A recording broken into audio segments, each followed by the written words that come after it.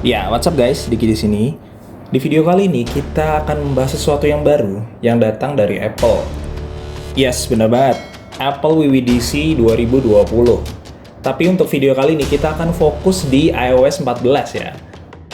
Fitur-fitur dari sesuatu apa yang baru di iOS 14? Lanjut, kita bahas selanjutnya. Oke, yang pertama adalah fitur iOS di iOS 14 ini yang lebih fungsional, di mana widget ini dirancang ulang agar ketika digunakan, lokasi pengguna dapat ditampilkan di layar beranda dan lebih kaya data dari sebelumnya. Dan kita juga dapat memilih berbagai gaya widget yang berbeda yang dapat dikustomisasi dan diatur di layar pada beranda. Sementara, icon aplikasi secara otomatis memposisikan diri untuk memberi ruang pada widget tersebut. Dan di iOS 14 ini, memiliki 3 ukuran widget, yaitu kecil, sedang, dan besar. Dan Apple menghadirkan Smart Stack atau widget kosong yang ditempatkan pada layar beranda yang memungkinkan pengguna menggunakan widget apapun di dalamnya. Keren banget. Dan jika kalian tahu, Smart Stack ini seperti galeri widget, di mana pengguna dapat menelusuri dengan cepat aplikasi atau kita dapat mengatur widget secara otomatis berdasarkan pola penggunaan atau waktu dalam penggunaan suatu aplikasi. Gimana? Keren nggak widget yang ada di iOS 14 ini? Komen di bawah ya. Oke, kita lanjut yang kedua yang datang dari iOS 14, yaitu Siri yang lebih pintar. Yes, Siri di iOS 14 ini mendapatkan desain lebih ringkas dan tidak memakan seluruh layar di setiap kali menggunakannya. Jadi ketika kita menanyakan hal sesuatu di iOS 14, seperti membuka aplikasi, Siri kini muncul dalam gelembung kecil di bagian bawah dan melakukan hal yang diminta tanpa menutup seluruh tampilan layar. Tapi bukan cuma desain baru di Siri iOS 14 ini doang, tapi asisten AI Apple ini juga dibuat semakin lebih pintar karena diperbarui, dan Apple mengatakan sendiri bahwa Siri memproses rata-rata 25 miliar permintaan setiap bulannya yang akan diintegrasikan dengan pengalaman iOS 14. Misalnya nih ya, pengguna kini dapat meminta Siri untuk mengirim pesan atau audio, dan asisten AI tersebut akan mulai merekam pesan secara instan. Sementara gelembung kecil Siri tadi yang akan muncul di bagian atas layar dengan kontrol perekaman. Karena menggunakan sistem kontrol suara pada Siri, keyboard Apple ini juga menggunakan fitur dikte. Jadi kalian bisa menggunakan fitur ini ketika kalian malas ngetik dan hanya menggunakan suara saja, yang pasti menggunakan bahasa Inggris ya. Nggak tahu Indonesia ada apa nggak. Oke, yang ketiga adalah Apps Library. Yes, benar banget. Apps Library adalah tampilan baru yang mengatur aplikasi iPhone dalam berbagai grup. Dan fitur ini mirip dengan laci aplikasi yang ada di Android, yang memungkinkan pengguna untuk menyembunyikan aplikasi dari layar beranda utama. Yes, Apps Library ini dilengkapi dengan berbagai fitur tambahan seperti berbagai kategori aplikasi, hiburan, sosial, game, dan yang lainnya. Apple dalam membuat iOS 14 ini lebih fleksibel dalam mempelajari kebiasaan pengguna untuk memberikan lebih banyak fitur yang dirancang khusus untuk penggunanya. Dan Apps Library ini juga dilengkapi dengan fitur pencarian dengan tampilan aplikasi berbentuk daftar yang memungkinkan pengguna mencari aplikasi yang telah terinstall yang lebih cepat di iPhone kalian. Keren gak tuh? Itu untuk Apps Library ya. Oke, kita lanjut yang keempat, yaitu fitur Translate. Yes, Translate adalah aplikasi terjemahan baru dari Apple yang membuat debutnya pada iOS 14 ini. Dan aplikasi Translate Apple ini bukanlah alat terjemahan yang sederhana yang dapat digunakan untuk hanya mencari kata-kata. Tetapi, kita sebagai pengguna lebih kepada melakukan terjemahan secara real time dari seluruh percakapan baik secara langsung maupun offline.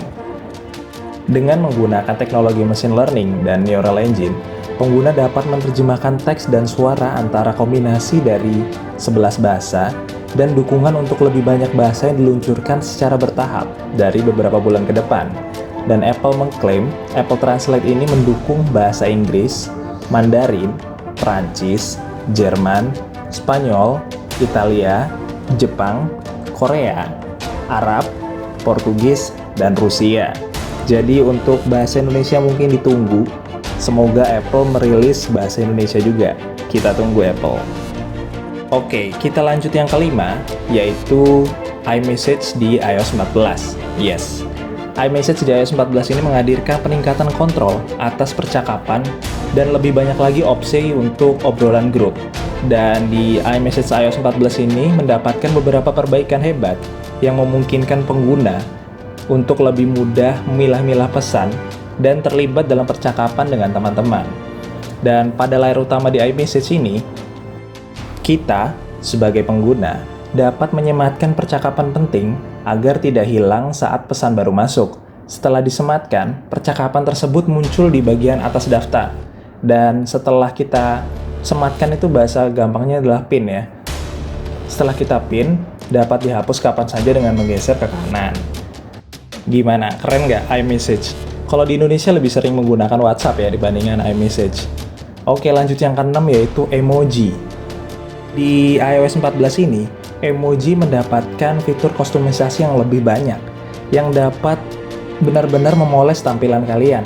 Jadi ada lebih dari 20 gaya rambut dan hiasan kepala baru, dan penutup wajah atau masker, karena sekarang lagi corona ya.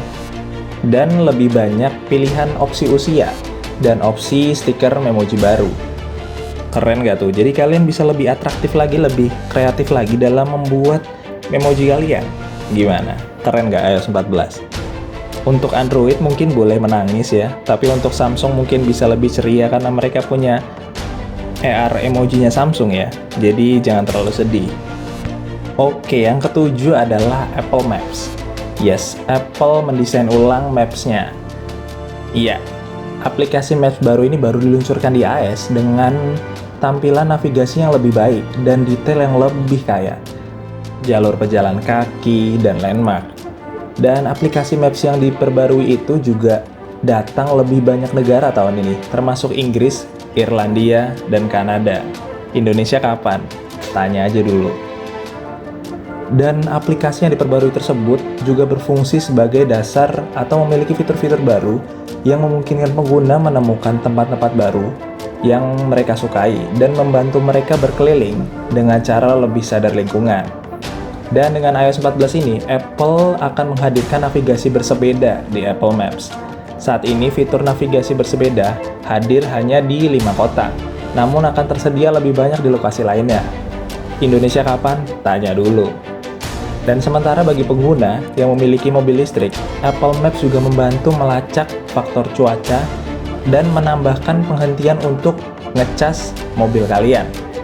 Jadi aplikasi ini untuk mengatur charger apa yang digunakan di mobil, sehingga akan mengarahkan ke stasiun pengisian yang mana. Gitu, keren banget ya.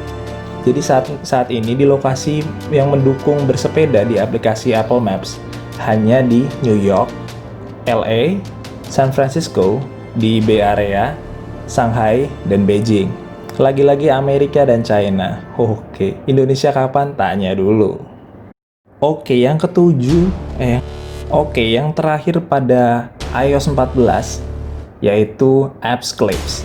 Yes, dengan iOS 14, Apple memperkenalkan Apps Clips, aplikasi berukuran kecil yang cepat dan mudah ditemukan, dan yang paling penting tidak mengharuskan pengguna untuk menginstal aplikasi.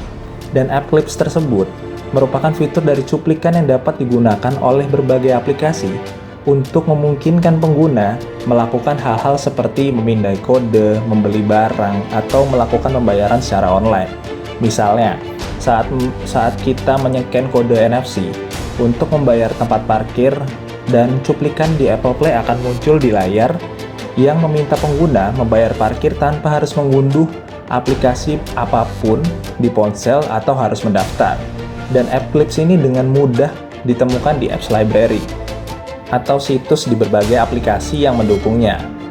Dan App Clips ini dapat dibagikan melalui iMessage dengan apps code yang dapat dipindai pengguna dengan kamera untuk membuka apps Clips tertentu. Ya, keren banget nggak? Jadi kalian nggak usah susah-susah nginstal aplikasi atau ingin membayar apapun, jadi hanya tinggal menggunakan App Clips-nya. Tapi lagi-lagi, itu hanya tersedia di luar negeri ya, terutama di AS. Oke, bagaimana menurut kalian fitur baru yang ada pada iOS 14 ini? Komen di bawah ya, biar rame. Oke, mungkin segitu aja video kali ini. Jangan lupa like, comment, subscribe, bagikan ke teman-teman kalian semua agar informasi iOS 14 ini bisa merata ke teman-teman kalian.